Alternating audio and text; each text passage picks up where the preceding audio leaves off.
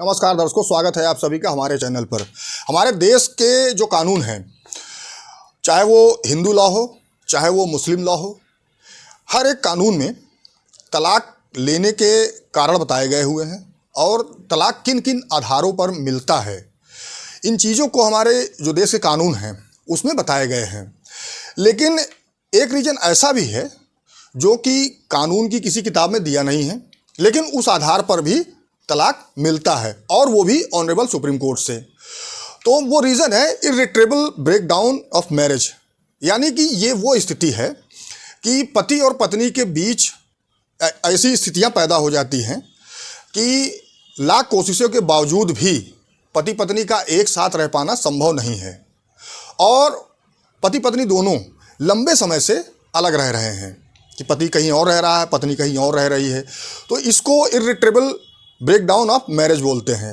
इसके आधार पर honourable supreme court से भी तलाक मिलते हैं, और ऑनरेबल सुप्रीम कोर्ट अपनी संवैधानिक शक्तियों का प्रयोग करते हुए संविधान का जो हमारा अनुच्छेद है 142, इस अनुच्छेद 142 के तहत honourable supreme court irretrievable breakdown of marriage के आधार पर तलाक देता है। अब जो 142 है, ये अनुच्छेद 142 है, इसमें यह दिया गया है कि किसी देश के किसी भी व्यक्ति की भलाई के लिए ऑनरेबल सुप्रीम कोर्ट कोई भी नियम बना सकता है, कोई भी कानून बना सकता है, कोई भी आदेश पारित कर सकता है। तो ये अनुच्छेद 142 में बताया गया है। तो उन्हीं अनुच्छेद 142 की शक्तियों का प्रयोग करते हुए ऑनरेबल सुप्रीम कोर्ट से इर्रिट्रेबल ब्रेकडाउन ऑफ मैरिज के आधार पर डाइवोर्स मिलता है। तो एक मामला था जिसमें कि 2018 में विवाह हुआ। विवाह के पश्चात पति पत्नी जो है वो मात्र 2.5 महीने साथ रहे। उसके बाद पति जो था वो अमेरिका चला गया, पत्नी इंडिया में रही। अब दोनों के बीच काफ़ी लंबा समय बीत गया और दोनों के बीच धीरे धीरे शादी के बाद विवाद शुरू हो गए।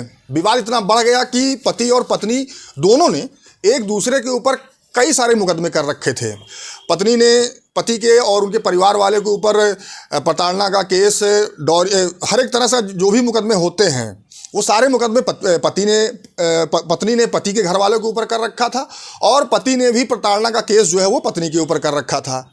अब ये मामला सीधे ऑनरेबल सुप्रीम कोर्ट पहुंचा, यानी कि जब पति और पत्नी के बीच लंबा गैप हो गया और लाख समझाने के बाद, लाख प्रयासों के बाद पति और पत्नी के बीच साथ रहने की संभावना नहीं बनी, तो पति और पत्नी दोनों ने ऑनरेबल सुप्रीम कोर्ट का रुख किया। ऑनरेबल सुप्रीम कोर्ट ने सारी चीज़ों को देखा, सारी तथ्यों और परिस्थितियों को देखा, और ये लगा कि ये जो दोनों लोग हैं, यानी कि जो दोनों पति पत्नी हैं, अब इनके बीच पति पत्नी जैसा कोई संबंध बचा नहीं है और आने वाले भविष्य में भी ऐसी कोई उम्मीद नहीं दिख रही है। तो इससे अच्छा है कि इन्हें अलग अलग कर दिया, यानी कि इनको डाइवोर्स दे दिया जाए।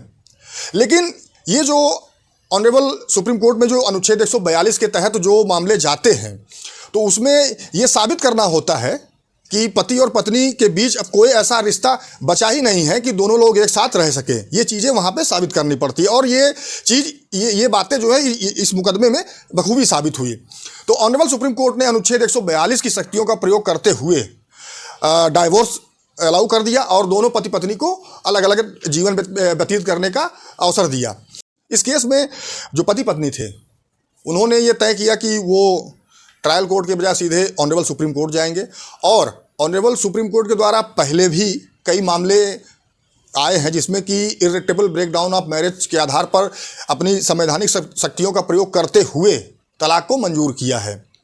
लेकिन प्रत्येक केस का जो फैक्ट होता है वो अलग अलग होता है, तो ये सारी चीज़ें देखने वाली रहती है। और ये जो रीजन है तलाक का, इर्रिट्रेबल ब्रेकडाउन ऑफ मैरिज, ये हमारे किसी भी कानून की किताब में नहीं लिखा हुआ है। चाहे वो हिंदू लॉ चाहे मुस्लिम लॉ, आप उसमें देखिएगा तो तलाक के कई रीजन दिए हैं, लेकिन इसमें ये नहीं दिया हुआ है कि इर्रिट्रेबल ब्रेकडाउन ऑफ मैरिज के बेस पर भी तलाक मिल सकता है। लेकिन ये सिर्फ ऑनरेबल सुप्रीम कोर्ट से ही मिल सकता है।